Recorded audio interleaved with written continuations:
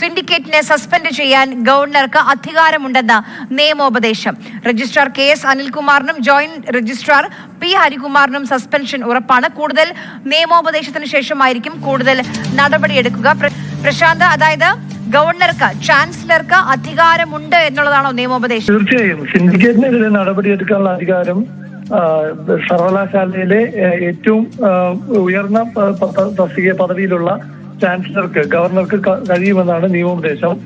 Governor Rajendra Arlekar ഇത് സംബന്ധിച്ച നിയമോപദേശം എടുത്തത് സിൻഡിക്കേറ്റ് ഇന്നലെ DC-യുടെ അസാന്നിധ്യത്തിൽ ചേരുകയും രജിസ്ട്രാർ KS അനിൽകുമാറിന്റെ സസ്പെൻഷൻ റദ്ദാക്കുകയും ചെയ്ത അവസരത്തിലാണ് ഈ നിയമോപദേശം എടുത്തത്. സ്റ്റാൻഡിംഗ് കൗൺസിലിന്റെ നിയമോപദേശം സിൻഡിക്കേറ്റിനെ സസ്പെൻഡ് ചെയ്യാൻ ഗവർണർക്ക് അധികാരമുണ്ടെന്നാണ്.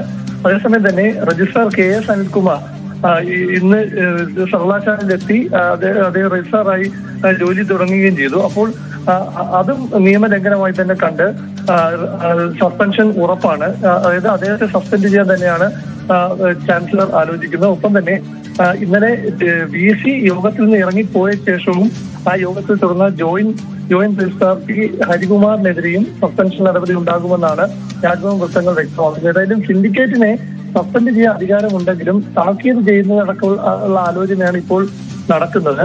കാരണം ഒരു വിശദീകരണമെല്ലാം ചോദിച്ചാൽ സമയം നീണ്ടുപോകും.